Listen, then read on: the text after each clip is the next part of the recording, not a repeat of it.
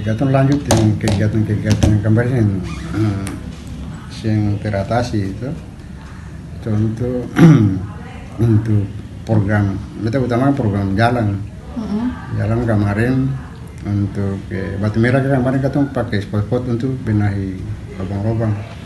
Jadi kali ini kita untuk benahi yang jalan di Batu Merah ada beberapa lorong ruas di atas itu, contoh di lorong Putri tahun ini kita benahi lorong Putri, habis itu di lorong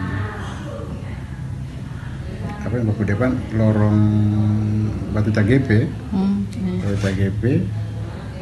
habis itu di Galunggung sama lorong Amalatu itu hancur lagi kemarin tuh. Itu kita benahi di situ.